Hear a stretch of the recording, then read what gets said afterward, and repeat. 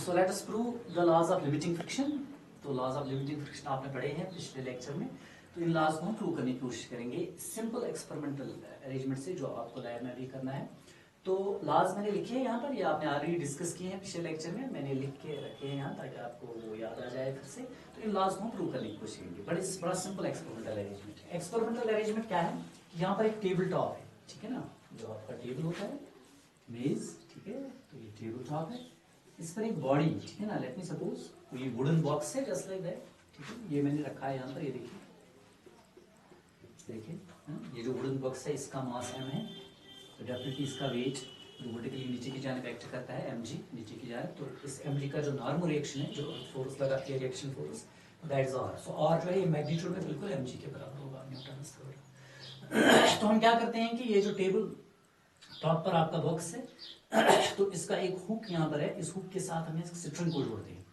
लेकिन स्ट्रिंग जो है ये जनरली यहाँ पर एक पेन के साथ जुड़ी हुई है, ठीक है ना, जो तराजू में होती है पेन, जिसमें आप कुछ वेट्स डालते हैं, ठीक है, ये वही तराजू का पेन है, ठीक है। तो इसमें कुछ वेट्स हमें डालने हैं, क्योंकि जब हम कुछ इसमें वजन डालते हैं ना, तो उस वजन का जो फोर्स है, वो वजन कितना फोर्स लगाएगा नीचे की जानिब, वो हम कैलकुलेट कर सकते हैं mg, ठीक है। अच्छा, अब हमने इस स्ट्रिंग को, ये जो स्ट्रिंग है, इसको हमने एक पुली के ऊपर से गुजारा है। अब इससे क्या होगा, इससे डायरेक्शन जो फोर्स का है वो चेंज हो जाएगा। हालांकि ये वेट जो है ये नीचे की जानिब एक्ट करता है, जो आप इस पेन में डालेंगे स्केल पेन में, ठीक है ना, तो ये नीचे की जानिब वेट एक्ट करेगा। लेकिन ये जो यहाँ से नीचे की जानिब फोर्स आ गया ना, इस पुली की वजह से वो फोर्स आपके ब्लॉक पर हॉरिजॉन्टली आ जाएगा, है ना। वरना अगर आप डायरेक्ट यहाँ पर इसके साथ वेट एडजस्ट करते तो वो वेट इसको नीचे की जानिब वेट एक्ट करता, तो बॉडी मूव नहीं होती है ना। लेकिन जब आप इस पुली के ऊपर से इस स्ट्रिंग को गुजारेंगे और अगर आप यहाँ पर ज्यादा वेट ऐड करेंगे, तो एक वक्त आएगा कि आपका ये जो ऑब्जेक्ट है ये मूव करना शुरू कर देगा। तो पुली से हम इतना इंश्योर करते हैं इस पुली से, ठीक है ना, कि आपका जो फोर्स जो आप यहाँ पर अप्लाई करते हैं, we placing some weights in the pan, ठीक है ना, तो उससे ये जो फोर्स जो यहाँ पर एक्चुअली नीचे की जानिब फोर्स है, उस पुली की वजह से वो फोर्स आपके ब्लॉक पर हॉरिजॉन्टली आ जाता है उस डायरेक्शन में। सो जो अप्लाइड फोर्स आपके बॉडी पर है वो यही लगाया जाता है, ठीक है ना, जो यहाँ पर फोर्स होता है इन वेट्स का, वही अप्लाइड फोर्स मैं मानता हूँ। So this is the applied force, I will show it by P, ठीक है ना। तो कितना आप इसको हाथ से धक्का नहीं देते, क्योंकि जब आप हाथ से धक्का देंगे वो आप मेजर नहीं कर सकते अप्लाइड फोर्स, क्योंकि हमें मेजर फोर्स को करना है। तो इसलिए हम जो यहाँ पर एक्चुअली वेट लगाएंगे, चलो हमने यहाँ पर 1 kg डाला है वेट। एक एग्जाम्पल, जब आपने 1 kg का मास डाला है, 1 kg, तो इस 1 kg से कितना फोर्स नीचे की जानिब आएगा, मैं 1 kg का वेट निकालूं। सो 1 kg का वेट होगा mg, m तो होगा 1 kg, g होगा 9.8 जो आप लेते हैं, या अप्रोक्सीमेटली अगर हम 10 भी लेंगे, लेट मी सपोज हम अप्रोक्सीमेटली g का वैल्यू 10 लेंगे, मीटर पर सेकंड स्क्वायर, ठीक है ना। 10 × 1 = 10 किलोग्राम मीटर पर सेकंड स्क्वायर, आप ये जानते हैं दैट इज न्यूटन। तो इसका मतलब है 10 न्यूटन का फोर्स मैंने लगा दिया, ये अप्लाइड फोर्स। तो इसे हम माप सकते हैं फोर्स, दैट्स व्हाई मैं हाथ से धक्का नहीं देता हूँ। जब एक्सपेरिमेंटली हम इस चीज को प्रूव करते हैं, हम एक पेन का इस्तेमाल करते हैं, इसमें वेट्स डालते हैं, क्योंकि वो जो फोर्स लगाएगा, वो वेट जो आप यहाँ पर डालेंगे, वो फोर्स हम माप सकते हैं। तो ये जो अप्लाइड फोर्स P मैंने दिखा दिया, this is applied force. Definitely ये जो फ्रिक्शनल फोर्स होगा इसके अपोजिट डायरेक्शन में होगा। लेकिन ये हमें कैसे पता चलेगा, जरा देखिए। पहला लॉ कि ये जो लिमिटिंग फ्रिक्शन है ये अप्लाइड फोर्स को अपोज करती है, ये मोशन ऑफ बॉडी को अपोज करती है। तो बिल्कुल मान लेते हैं कि ये जो वुडन बॉक्स है, यहाँ पर जो मैंने बॉक्स था, मान लीजिए भारी बॉक्स है, चलो एक बॉक्स है वुडन का, इसमें हमने कुछ पत्थर भरे है, भारी है। आपने यहाँ पर 1 kg डाला मास, इसमें 1 kg, 1 किलो वजन डाला इसमें। क्या है कि जब 1 किलो मैंने डाला तो मैंने देखा कि अप्लाइड फोर्स मेरी बॉडी पर उधर आ गया है, लेकिन ये बॉडी मूव नहीं होगी, स्टैटिक फ्रिक्शन याद रहा, ठीक है ना, ये बॉडी भी मूव नहीं होगी। क्यों मूव नहीं होगी, फोर्स तो यहाँ आ गया, तो इसका मतलब एक अपोजिंग फोर्स है, वही तो अपोजिंग फोर्स है जो मेरे इस अप्लाइड फोर्स को अपोज करता है, and that is frictional force, that is Fs और Fms, जस्ट लाइक दैट। सो ये पहला लॉ यहीं से प्रूव होता है that Fms always opposing motion. अगर वहां कोई अपोजिंग फोर्स होता नहीं, तो आपने यहाँ पर अगर थोड़ा भी फोर्स लगा दे तो बॉडी मूव होनी चाहिए, स्लोली चलनी चाहिए, लेकिन मूव तो होनी चाहिए। तो definitely there is an opposing force जिसने आपके फोर्स को अपोज किया, जिसने जहां मोशन बॉडी की टेंडेंसी है इस जानिब, तो एक अप्लाइड डेफिनेटली एक अपोजिंग फोर्स है जो इस मोशन के अपोजिट में एक्ट करता है। तो पहला एक्सपेरिमेंट, पहला लॉ जो है तो बिल्कुल यही तक, जब मैंने इस पर वेट डाला कुछ से 1 kg, एन एग्जाम्पल मान लेते हैं बॉक्स थोड़ा भारी है, बॉक्स हिला नहीं, जब हिला नहीं तो बॉक्स क्यों हिला नहीं है, अप्लाइड फोर्स तो आ गया। तो इसका मतलब है कोई अपोजिंग फोर्स तो है, जो मेरे अप्लाइड फोर्स को अपोज करता है, and that is frictional force. तो पहला लॉ यही प्रूव हो गया that limiting friction always opposes motion. Okay, देखिए दूसरा लॉ टेंजेंशियली एक्ट करता है। देखिए इसीलिए हमने पुली के ऊपर से गुजारा है सिस्टम को। आप मुझे बताइए ये पुली क्या करती है? ये जो वेट इस पैर में आपने डाला, ये वेट नीचे की जाने एक्ट करेगा। तो इसका मतलब है ये जो अप्लाइड फोर्स इस बॉडी पर था ये तो नीचे की जाने वाला है, लेकिन पुली से ये वाला फोर्स जो है, ये वाला फोर्स जो नीचे, ये पुली पर आएगा हॉरिजॉन्टली, जो मैंने पी लिखा है पुली की वजह से। तो इसका मतलब है आपका अप्लाइड फोर्स इस जानिब है, इस जानिब। ये देखिए लिमिटिंग फ्रिक्शन जो है ये इस जानिब है, परपेंडिकुलर तो नहीं आता है ना। तो सीधी बात है कि ये जो फोर्स ये जो फोर्स है लिमिटिंग फ्रिक्शन का, क्योंकि लिमिटिंग फ्रिक्शन का फोर्स जो है स्टैटिक फ्रिक्शन या एफएमएस ही लिखिए, एफएमएस। ये जो लिमिटिंग फ्रिक्शन है ना, आपने देखा ये आपके इस अप्लाइड फोर्स के खिलाफ है। तो डेफिनेटली अगर अप्लाइड फोर्स उस जाने पे लिमिटेड, जो आपने पहला ला प्रूव किया। दूसरा ला बताता है कि ये टेंजेंशियली एक्ट करता है, ये एफएमएस टेंजेंशियली एक्ट करता है between two surfaces in contact, जो मैंने पिछले लेक्चर में आपको दिखा दिया है ना। क्यों? क्योंकि ये पी जो है ये बिल्कुल हॉरिजॉन्टली जा रहा है। अब इसी के अपोजिट डायरेक्शन में एफएमएस है। एफएमएस तो यहां नहीं होगा ना, अगर एफएमएस यहां होता फिर वो पी को अपोज नहीं कर सकता। तो जिस डायरेक्शन में पी है बिल्कुल उसी लाइन से आ रहा है एफएमएस।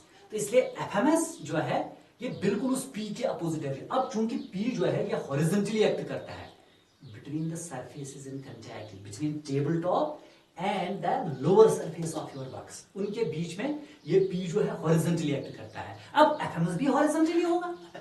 हॉरिजॉन्टली मींस ये एफएमएस भी इन दो बॉडीज के बीच में टेंजेंशियली एक्ट करेगा between the two surfaces in contact. इससे पहले भी मैंने आपको दिखा दिया जब मैंने लास्ट पढ़ाया आपको। ये देखिए ये दो सरफेसेस कांटेक्ट में है। ये देखिए ये आपका टेबल टॉप है, ये बॉक्स है, ठीक है। ये देखिए आप, तो अप्लाइड फोर्स उस जानिब है, लेकिन अप्लाइड फोर्स क्योंकि हॉरिजॉन्टली है between two surfaces in contact, तो डेफिनेटली ये जो फ्रिक्शन फोर्स है ये भी हॉरिजॉन्टली होगा, क्योंकि इसको तो अपोजिट करना है ना उस फोर्स को।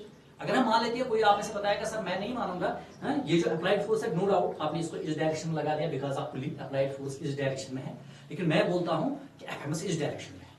फिर ये वाला फोर्स उस फोर्स को कैसे अपोज करेगा? अपोज तो तब करेगा ना जब ये वाला फोर्स उसके अपोजिट डायरेक्शन में होगा।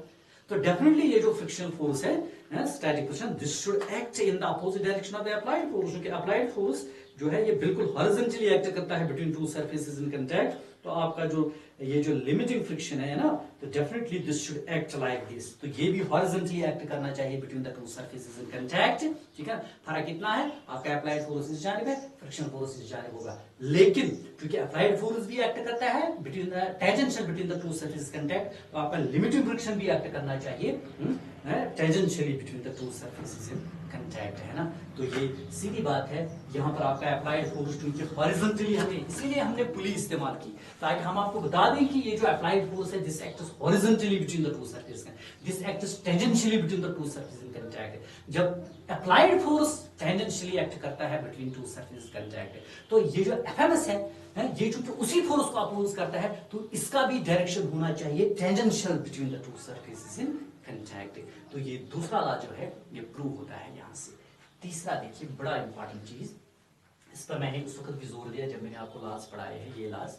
तीसरा लॉ क्या बोलता है कि ये जो लिमिटिंग फ्रिक्शन है, अब आप बताइए सर लिमिटिंग फ्रिक्शन कैसे मालूम? What is limiting friction? याद दिलाइए, limiting friction is the maximum force of static friction. No, what is that? So जब आप यहां पर आपने 1 किलो का यहां पर वजन डाला, आपकी बॉडी हिली नहीं, इसका मतलब है तो ये स्टैटिक फ्रिक्शन चल रही है। आपने यहाँ 2 kg डाला, लेट मी सपोज, यानी आप अप्लाइड फोर्स इंक्रीज करते हैं, लेट मी सपोज ये बॉडी हिली नहीं, तो इसका मतलब इस वक्त भी स्टैटिक फ्रिक्शन है, लेकिन आप यहाँ पर जो मास है वेट है ये आप इंक्रीज करते जाएंगे। जब आप मास इंक्रीज करेंगे तो वेट इंक्रीज हो जाएगा, तो अप्लाइड फोर्स इंक्रीज हो जाएगा। तो जब आप यहाँ पर मास ऐड करते जाएंगे, वेट्स ऐड करते जाएंगे, अप्लाइड फोर्स इंक्रीज होगा। और जब आप ऐड करते जाएंगे आप इस बॉडी की जानिब नजर रखेंगे। जब आप फोर्स यहाँ पर वेट ऐड करते जाएंगे, एक वक्त आएगा जब आपकी बॉडी इट विल बिगिन, अभी मूव नहीं होगी, it will tend to move, यानी आपको लगेगा अभी मोशन में आने वाली है, आप रुक जाएंगे, क्योंकि उस वक्त जो फ्रिक्शन होगा ना, that will be the maximum force of static friction. Why maximum force? क्योंकि उसके बाद अगर आप यहाँ पर वेट थोड़ा भी ऐड करेंगे, आप बॉडी मूव हो जाएगी, फिर स्टैटिक फ्रिक्शन नहीं रहेगी, फिर तो डायनामिक फ्रिक्शन आ जाएगी। तो इसलिए static friction, maximum force of static friction मालूम करने का यह बेहतरीन एक्सपेरिमेंट है। आप यहाँ पर वेट सेट करते जाएंगे, स्मॉल मैग्नीट्यूड में, स्मॉल, बॉडी की जाके नजर रखेंगे बॉक्स की जाए, वेट ऐड करो, वेट ऐड करो, और जब आप वेट ऐड करते करते जाएंगे एक वक्त आएगा when your body just begin to move, just begin not move, just begin to move, उस वक्त आप स्टॉप करेंगे और यहां पर फोर्स मापेंगे। मान लेते हैं, मैं एग्जांपल देता हूं, आपने 3 kg वेट यहां ऐड किया था, 3 kg 3 किलो का वजन डाला था और आपने देखा आपकी body just begin to move. आप कहना चाहते हैं कि सर इस वक्त फ्रिक्शनल फोर्स क्या होगा, जो हम बोलेंगे वो तो लिमिटिंग फ्रिक्शन हमारा होगा, body just begin to move. तो आप यहाँ पर देखेंगे फोर्स कितना होगा, ये 3 kg आपने डाला इसमें, तो 3 kg मास है इनटू देखिए g का वैल्यू दैट इज 10, तो 30 न्यूटन। तो इसका मतलब है यहाँ पर फोर्स है 30 Newton, 30 Newton which is the applied force भी। तो अप्लाइड फोर्स चूंकि 30 न्यूटन है, तो फ्रिक्शन फोर्स भी 30 न्यूटन है, क्योंकि limiting friction, static friction has got the ability of self adjusting. आपका अप्लाइड फोर्स जब 30 है तो लिमिटिंग फ्रिक्शन भी 30 है, लेकिन चूंकि ये मैक्सिमम वैल्यू है लिमिटिंग, इसका मतलब है कि ये जो लिमिटिंग फ्रिक्शन है, तो limiting friction is 30 Newton, 30 Newton, okay.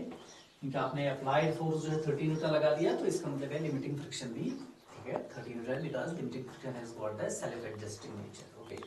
तो इसके बाद हम मान लेते हैं कि इस वक्त लिमिटिंग फ्रिक्शन जो है वो 30 न्यूटन है, और मान लेते हैं कि यहाँ पर जो नॉर्मल रिएक्शन, ये लिमिटिंग फ्रिक्शन है, ये नॉर्मल रिएक्शन है जो आप कैलकुलेट करते हैं एक्सपेरिमेंटली, जो चीज आप कैलकुलेट करेंगे।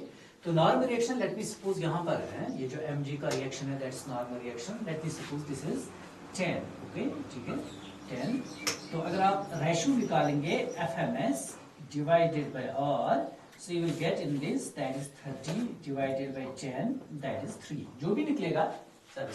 इसके बाद आप क्या करेंगे, तो इसके बाद आप ये R चेंज करेंगे। अब आप R कैसे चेंज करेंगे, क्योंकि आपको दिखाना है, तीसरा लॉ जो प्रूव करना है, आपको यही बात दिखानी है, that FMS by R always remain as a constant। तो इस चीज को देखने के लिए आप क्या करेंगे, आप R चेंज करेंगे, लेकिन R कैसे चेंज होगा, जब ये mg चेंज होगा, लेकिन mg कब चेंज होगा, जब मास चेंज होगा आपके ऑब्जेक्ट का। तो इसलिए आप क्या करेंगे, ये जो ऑब्जेक्ट आपने यहाँ पर लिया है, ये बॉक्स जो लिया है वुडन बॉक्स, तो इस पर आप कुछ वेट्स रखेंगे। Let me suppose 1 kg weight लाया या 2 kg वेट लाया, ठीक है ना, आपने इस पर रख दिया यहाँ, ये देखिए आप, ओके। तो इसके बाद क्या होगा कि ये mg इंक्रीज हो जाएगा, सो अकॉर्डिंगली R आपका इंक्रीज हो जाएगा, R जो है ये रिएक्शन फोर्स है mg का, है। सो लेट मी सपोज कि आपने ऐसा किया कि अभी R पहले 10 था, अब आपको R 20 मिल गया, सपोज आपने R को इंक्रीज कर दिया। तो आप क्या देखेंगे, पहले जो लिमिटिंग फ्रिक्शन यहाँ पर आपने देखा कि यहाँ पर आपने 3 kg मास डाला था, ठीक है ना, जिसकी वजह से body just begin to move, ठीक है ना। तो इसके बाद आप देखेंगे अब ये 3 kg मास जो इसमें डाला, तो इसकी वजह से ये बॉडी हिलने वाली नहीं है, क्योंकि आपने इस पर एडिशनल वेट्स डाले हैं। तो इसके बाद आप क्या, ये चीज आप एक्सपेरिमेंट देखेंगे, यहाँ पर थ्योरी एज थ्योरी बता रहे हैं, लेकिन जब आप ये एक्सपेरिमेंट करेंगे तो आप ये चीज एक्सपेरिमेंटली देख लेंगे, ठीक है।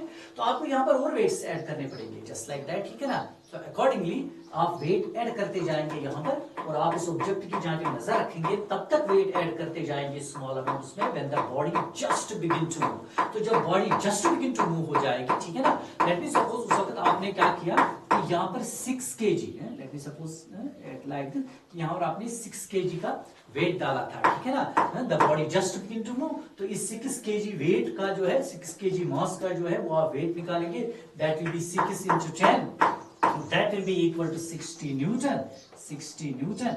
फिर जब आप यहाँ फिर से निकालेंगे FMS by R, that will be again 60 by 20, that will again be equal to 3। तो इसका मतलब है आपने दिखा दिया experimentally that FMS by R is always a constant। तो इसका मतलब है आपने ये जो लॉज ऑफ लिमिटिंग फ्रिक्शन है, तो इसका तीसरा लॉ आपने प्रूव कर दिया। बड़ी सिंपल बात है, सिंपल एक्सपेरिमेंट के जरिए आप इसको प्रूव कर सकते हैं। तो फिफ्थ लॉ जो है, rather fourth law, that is ये जो लिमिटिंग फ्रिक्शन है, it depends on material and nature of bodies in contact and state of polish, ठीक है ना।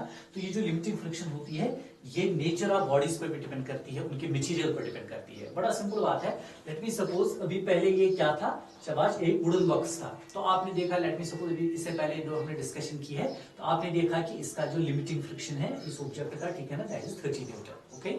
अच्छा, ये तो वुडन बॉक्स था, अब आप इस वुडन बॉक्स को रिप्लेस करेंगे एक गिलास बॉक्स से या एक स्टील बॉक्स से, ठीक है ना। आप सेम मास तो जब सेम मास होगा तो ये नॉर्मल रिएक्शन सेम होगी। तो नॉर्मल रिएक्शन के साथ हम कुछ छेड़खानी नहीं करेंगे, ठीक है ना। हम सिर्फ क्या करेंगे कि ये जो बॉक्स है इसका मटेरियल चेंज कर देंगे। अभी ये वुडन था, अब गिलास बॉक्स लाएंगे, ठीक है ना। तो जब गिलास बॉक्स लाएंगे of the same mass means having the same normal reaction, तो आप मुझे बताइए अगर इस वुडन बॉक्स के लिए लिमिटिंग फ्रिक्शन 30 न्यूटन था, यानी 30 न्यूटन फोर्स ने इसमें थोड़ी हलचल पैदा कर दी, क्या गिलास बॉक्स के लिए भी 30 न्यूटन लिमिटिंग फ्रिक्शन होगा? नहीं ना, उसके लिए डिफरेंटली काम होगा, ठीक है ना, क्योंकि उसका नेचर डिफरेंट है, उसका स्टेट ऑफ पॉलिश डिफरेंट है, उसका मटेरियल डिफरेंट है। तो इसका मतलब है पता चला कि ये for if we keep the normal reaction same then कि बॉडी के मटेरियल क्या है, बॉडी का नेचर क्या है, ठीक है ना, और स्टेट ऑफ पॉलिश क्या है बॉडी की, उस बात पर भी डिपेंड करेगा कि ये जो लिमिटिंग फ्रिक्शन है, maximum force of static friction, ये क्या हो। तो ये चीज आप ऐसे ही प्रूव करेंगे। पहले आप यहाँ पर मान लेते हैं वुडन बॉक्स रखेंगे कुछ मास का, उसके लिए कुछ नॉर्मल रिएक्शन होगा, फिर वुडन बॉक्स को रिप्लेस करेंगे ग्लास बॉक्स से या एक स्टील बॉक्स से of the same mass means of the same normal reaction, फिर देखेंगे उस चीज के लिए जो लिमिटिंग फ्रिक्शन होगा वो डिफरेंट होगा। तो स्टील के लिए डिफरेंट होगा, ग्लास के लिए डिफरेंट होगा, वुड के लिए डिफरेंट होगा ऑफ द सेम मास, ठीक है ना। तो इससे पता चलता है कि ये जो लिमिटिंग फ्रिक्शन है it depends on material and nature of bodies in contact and state of polish. तो डेफिनेटली अगर ये वुडन बॉक्स किस पर है जबाज, इस टेबल टॉप पर, तो इसका limiting friction late me suppose अभी हमने कैलकुलेट किया 30 न्यूटन है। तो अगर आप ये जो वुडन बॉक्स है इसका जो नीचे वाला हिस्सा है ना जो टेबल टॉप के साथ कनेक्ट है, अगर आप इसको थोड़ी पॉलिश करेंगे, ठीक है ना, एक लुब्रिकेंट लगाएंगे, तो सीधी बात है इसका जो लिमिटिंग फ्रिक्शन वो डेफिनेटली रिड्यूस हो जाएगा, ठीक है ना। तो इसका मतलब है स्टेट ऑफ पॉलिश क्या है दो बॉडीज की विच आर इन कांटेक्ट, उस पर भी डिपेंड करता है कि लिमिटिंग फ्रिक्शन क्या होगी। तो ये तो फिफ्थ लॉ जो है ये आप ऐसे ही प्रूव करेंगे। इसके बाद एक लास्ट लॉ और इंपॉर्टेंट चीज कि ये जो लिमिटिंग फ्रिक्शन है it is independent of shape and common area of contact between surfaces, ठीक है ना। तो इसका क्या मतलब है, मान लेते हैं कि यहाँ पर ये वुडन बॉक्स जो है ये क्यूबॉइडल है, जस्ट लाइक दिस। मान लेते हैं कि ये जो वुडन बॉक्स है ये स्ट्रक्चर का है, क्यूबॉइडल है, ठीक, हैविंग सर्टेन मास। तो ये वुडन बॉक्स जो है क्यूबॉइडल है, आपने देखा कि इसका लिमिटिंग फ्रिक्शन जो है 30 न्यूटन है, एक एग्जांपल, ठीक। तो इसका मतलब है इस बॉक्स का कुछ मास है, कुछ मटेरियल है, चलो ये वुड का है, मास इसका 5 kg है। अब हम क्या करेंगे, अब हम इसके बदले, ठीक है ना, ये जो यहाँ पर क्यूबॉइडल शेप का था, अब हम एक क्यूब इसको बनाएंगे, सेम मटेरियल लाएंगे, सेम मास वाला, लेकिन अभी क्यूबॉइड था, अब क्यूब लाएंगे, ठीक है ना। तो हम क्या देखेंगे कि यहाँ पर जो पहले लिमिटिंग फ्रिक्शन था तो इस वक्त भी लिमिटिंग फ्रिक्शन भी होगा, हालांकि हमने ऑब्जेक्ट की शेप चेंज की है, लेकिन हमने मटेरियल को चेंज नहीं किया, हमने मास को चेंज नहीं किया। तो if we keep the normal reaction same, keep the material same, then if you change the shape of the object, now that change in shape will bring no change in the limiting friction of between the two bodies. वही बताता है that limiting friction is independent of shape, ये shape of object पर depend नहीं करती है, as long as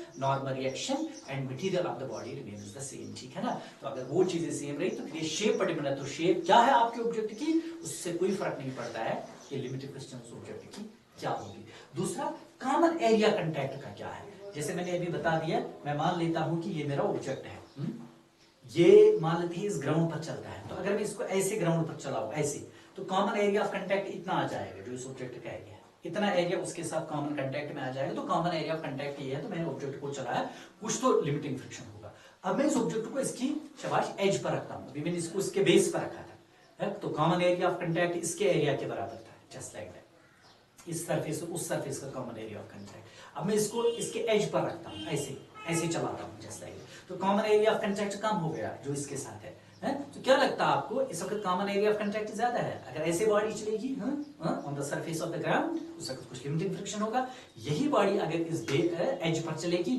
तो इस common area of contact between the two surfaces कम है। तो आप मुझे बताइए क्या दोनों सूरत में लिमिटिंग फ्रिक्शन सेम होगा या डिफरेंट होगा, ठीक है ना। तो लॉ कहता है कि दोनों सूरतों में लिमिटिंग फ्रिक्शन सेम होगा। तो मतलब कि लिमिटिंग फ्रिक्शन जो दो बॉडीज के बीच में होती है जब एक बॉडी दूसरी बॉडी पर चलना चाहती है, ठीक है ना, तो जो लिमिटिंग फ्रिक्शन होती है वहां पर वो लिमिटिंग फ्रिक्शन इस बात पर डिपेंड नहीं करती है कि कॉमन एरिया क्या है कांटेक्ट का। अगर कॉमन एरिया ज्यादा है या कॉमन एरिया ऑफ कांटेक्ट कम है तो उस बात पर डिपेंड नहीं करता है लिमिटिंग फ्रिक्शन इन दो बॉडीज के बीच में कितना होगा, ठीक है ना। तो दिस विल प्रूव, ये आप चीज है, पहले आप ऑब्जेक्ट को ऐसे रखेंगे, ये जो स्टील ये बॉक्स है यहाँ पर, जो भी आपको लैब में बॉक्स दिया गया होगा, ठीक है ना, या ऑब्जेक्ट, तो पहले आप इसको बेस पर रखेंगे, देखेंगे लिमिटिंग फ्रिक्शन क्या है, क्योंकि उससे कॉमन एरिया ऑफ कांटेक्ट ज्यादा होगा, तो कैलकुलेट करेंगे आप लिमिटिंग फ्रिक्शन क्या है, फिर इसको आप एज पर रखेंगे किसी ऑब्जेक्ट को, तो देखेंगे फिर से लिमिटिंग फ्रिक्शन क्या है, तो आप देखेंगे कि दोनों सूत्र में लिमिटिंग फ्रिक्शन सेम होगा। तो इससे आपको पता चलेगा कि लिमिटिंग फ्रिक्शन न तो डिपेंड करता है शेप ऑफ ऑब्जेक्ट पर, और न तो डिपेंड करता है ये कॉमन कांटेक्ट एरिया क्या है दो बॉडीज के बीच में। तो ये एक एक्सपेरिमेंटल अरेंजमेंट था, जिससे आप देख सकते हैं कि ये जो लॉज आपने लिमिटिंग फ्रिक्शन के लिए है, इनको आप कैसे प्रूव करेंगे लैब। That's all.